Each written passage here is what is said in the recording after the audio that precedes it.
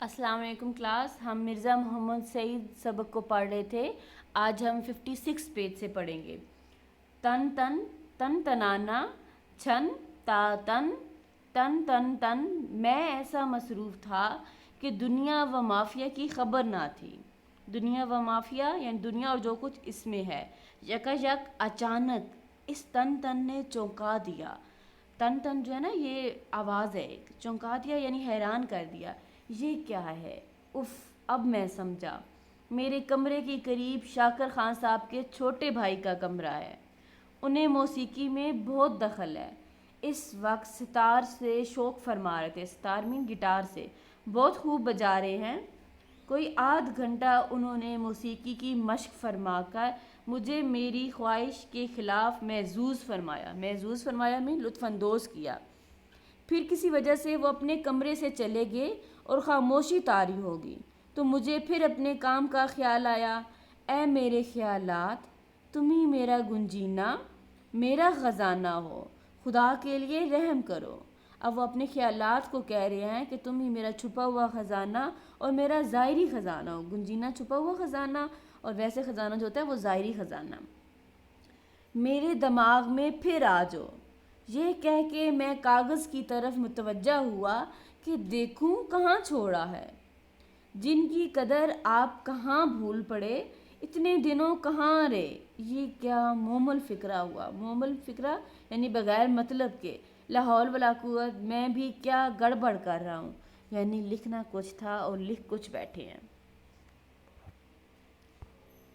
आप कहाँ भूल पड़े, इतने दिनों कहाँ रहे।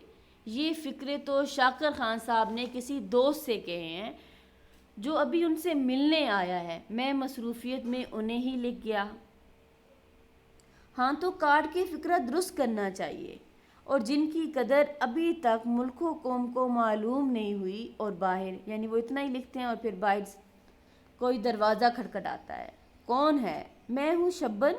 सरकार ने कहा है अगर आपको तकलीफ़ ना हो तो नीचे ज़रा सी देर के लिए तशरीफ़ लाइए। कोई साहब आए हुए हैं और सरकार उन्हें आपसे मिलाना चाहते हैं। बादल ना ख्वास्ता यानी दिल ना चाहते हुए मैं उठा और नीचे गया। शाकर साहब के दोस्त राजा तालब अली साहब तशरीफ़ लाए थे। उनसे मेरा तारफ़ कराया गया। थोड़ी देर के बाद वो तशरीफ़ ले गए और मुझे भी फुर्सत मिली और मैंने यकसू होकर लिखना शुरू किया। यकसू होकर यानी पूरी तवज्जो। थोड़ी ही देर हुई थी कि शब्बन ने फिर दरवाज़ा खटखटाया। मालूम हुआ कि मेरी फिर याद हुई। हमारे मेज़बान के कोई और दोस्त आए हुए हैं और मैं उन्हें दिखाया जाऊंगा। गोया मैं भी मिसल यानी की तरह इस अरबी घोड़े के था जिसे मेज़बान ने हाल ही में ख़रीदा था और जो हर दोस्त को अस्तबल से मंगा के दिखाया जाता था। इन दो से निजात पाकर और भागकर मैं फिर अपने कमरे में आया। ख्यालात गायब हो गए थे। फ़िक्रा असर नो फिर बनाना पड़ा। असर नो यानी नए सिरे से। तबीयत अचाट हो गई यानी बेजार हो गई। दिक्कत होता है, बाज़ार दिक्कत बड़ी मुश्किल से। फिर बैठा और लिखना शुरू किया। अब की मर्तबा खुशकिस्मती से कोई आध घंटा ऐसा मिला जिसमें कोई आया गया नहीं। अब मेरा कलम तेज़ी से चल रहा था और मैं लिख रहा था। हमको कामिल यकीन है कि हमारे मुल्क के काबिल नौजवान जिन्हें तफ्तीश यानी छान बीन और तहकीकात का शौक़ है और जो कोलंबस की तरह नई मालूमात और नई दुनिया गो वो इल्मी दुनिया ही क्यों ना हो कि दरियाफ्त करने के लिए अपने तईं यानी अपने आप को। अभी यहाँ तक उन्होंने लिखा था, ठीक है। कोलंबस होता है, कोलंबस एक यूरोपीय जहाज़रान जिसने हिंदुस्तान की तरफ सफ़र करते हुए बरआज़म शुमाली अमरीका दरियाफ्त किया था, ठीक है। अब अपने तईं यानी अपने आप को, यहाँ तक उन्होंने लिखा था कि दरवाजे पर फिर दस्तक क्या है। अच्छा, दरियाफ्त करने के लिए अपने तईं ख़तरे में डालने से भी खौफ नहीं खाते। ज़रूर इस तरफ मुतवज्जो होंगे और अपनी काविशों और कोशिशों से मौजूदा यानी यहाँ तक अभी लिखा है। दरवाज़ा फिर खटखटाया गया। हाँ, حضور سرکار آپ کا انتظار کر رہے ہیں، کھانا ٹھنڈا ہوا جاتا ہے۔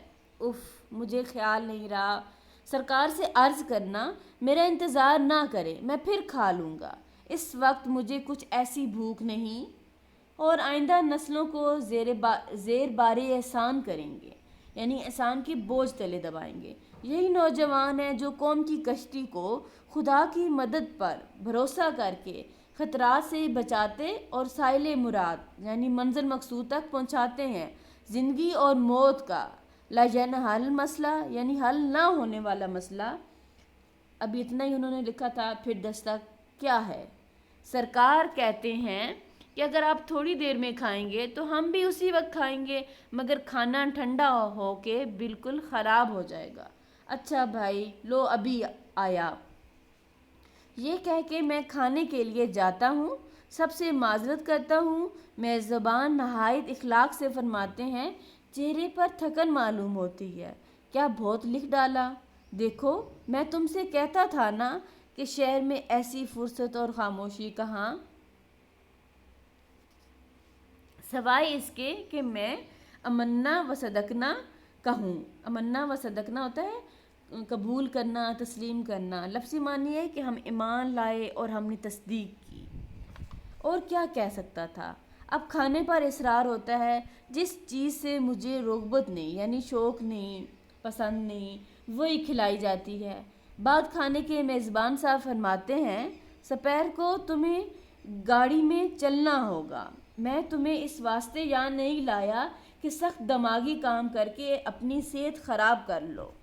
واپس کمرے میں آ کر میں تھوڑی دیر اس غرض سے لیٹتا ہوں کہ خیالات جمع کر لوں، پھر لکھنا شروع کر دوں، مگر اب خیالات کہاں؟ مضمون اٹھا کر دیکھتا ہوں، زندگی اور موت کا لا ینحل مسئلہ، ٹھیک ہے، یعنی حل نہ ہونے والا مسئلہ۔ انہوں نے یہاں تک لکھا تھا، وہ دیکھ رہے ہیں اس سے آگے اب کیا لکھیں، اس کے متعلق کیا لکھنے والا تھا۔ ان الفاظ کے بعد کون سے الفاظ دماغ میں تھے؟ اب کچھ خیال نہیں کہ اس کو پہلے فکروں سے کیوں کر ربط پیدا کرنا تھا۔ ربط یعنی تعلق، یعنی اس کا پہلے فکروں سے کیسے تعلق قائم کرنا تھا۔ یوں ہی پڑے پڑے نیند آ جاتی ہے۔ تیسرے پہر اٹھتا ہوں تو دماغ بہت صحیح پاتا ہوں، زندگی اور موت کا لا ینحل مسئلہ بالکل حل ہو جاتا ہے، پورا فکرہ آئینے کی طرح صاف نظر آتا ہے۔ میں خوشی خوشی اٹھ کر میز پر گیا اور لکھنا چاہتا تھا کہ پھر وہی دستک، نوکر اطلاع دیتا ہے کہ گاڑی تیار ہے، سرکار کپڑے پہنے آپ کا انتظار کر رہے ہیں۔ میں فوراً نیچے جاتا ہوں تو پہلا فقرہ جو میزبان صاحب کہتے ہیں وہ ہوتا ہے، آج تو دستے کے دستے لکھ ڈالے۔ میں سچی بات کہوں کہ کچھ بھی نہیں لکھا تو وہ ہنس کے جواب دیتے ہیں، آخر اس قدر کسر نفسی کی کیا ضرورت ہے؟ کسر نفسی ہوتا ہے عاجزی۔ خدا کے واسطے جھوٹی نہ کھائیے قسمیں، مجھے یقین ہوا اور مجھ کو اعتبار آیا۔ مل ملا کر شام کو واپس آئے۔ کھانے کے بعد باتیں ہوتی ہیں۔ سونے کے وقت اپنا دن بھر کا کام دیکھتا ہوں تو ایک صفحے سے زیادہ نہیں، وہ بھی بے ربط و بے سلسلہ، یعنی اس میں کوئی ربط نہیں ہے، کوئی سلسلہ نہیں ہے، یعنی ترتیب سے کام نہیں ہے۔ غصے اور رنج میں آ کر اسے پھاڑ دیتا ہوں اور دوسرے روز اپنے میزبان کو ناراض کر کے اپنے گھر واپس چلا جاتا ہوں۔ میں ناشکرا اور احسان فراموش، احسان فراموش ہوتا ہے احسان بھولنے والا، کہا جاؤں گا مگر میں مجبور ہوں، اس عزیز اور مہربان دوست کو بھی چھوڑ دوں گا۔ میں نے ذرا تفصیل سے ان کا حال بیان کیا ہے، مگر یہ خیال نہ کرنا کہ یہی ان احباب کی فہرست ختم ہو گئی ہے، یہی ان احباب دوست کی فہرست ختم ہو گئی ہے جن سے میں رخصت طلب کر سکتا ہوں، ٹھیک ہے، یعنی جن کو چھوڑ کے جا سکتا ہوں۔ نہیں، ابھی بہت سے باقی ہیں۔ مثلاً ایک صاحب ہیں جو مجھ سے کبھی نہیں ملتے، مگر جب آتے ہیں میں ان کا مطلب سمجھ جاتا ہوں۔ یہ حضرت ہمیشہ قرض مانگنے کے لیے آتے ہیں۔ ایک صاحب ہیں جو ہمیشہ ایسے وقت میں آتے ہیں جب میں باہر جانے والا ہوتا ہوں۔ ایک صاحب ہیں جب مجھ سے ملتے ہیں کہتے ہیں، میاں عرصے سے میرا دل چاہتا ہے تمہاری دعوت کروں مگر کبھی اپنی خواہش کو پورا نہیں کرتے۔ ایک دوست ہیں، وہ آتے ہی سوالات کی بوچھاڑ شروع کر دیتے ہیں۔ بوچھاڑ مین تیز بارش۔ جب میں جواب دیتا ہوں تو متوجہ ہو کر نہیں سنتے، یا اخبار اٹھا کر پڑھنے لگتے ہیں یا گانے لگتے ہیں۔ ایک صاحب ہیں، جب آتے ہیں اپنی ہی کہہ جاتے ہیں، میری نہیں سنتے۔ یہ سب میرے عنایت فرما یعنی مہربان اور خیر طلب ہیں، خیریت چاہتے ہیں، مگر اپنی طبیعت کو کیا کروں؟ صاف صاف کہتا ہوں، ان میں سے ہر ایک سے کہہ سکتا ہوں، مجھ پہ احسان جو نہ کرتے تو یہ احسان ہوتا۔ ٹھیک ہے، یعنی مصنف کہتے ہیں اپنے دوستوں کو کہ ان کا یہ مجھ پر احسان ہوگا کہ وہ مجھ پر کوئی احسان نہ کریں۔ ٹھیک ہے، تو مجھے میرے دوستوں سے بچاؤ مصنف کی کتاب خیالستان سے لیا گیا ہے۔ ٹھیک ہے، اور خیالستان کے رائٹر کون ہیں؟ یہ سبق کس نے لکھا ہے؟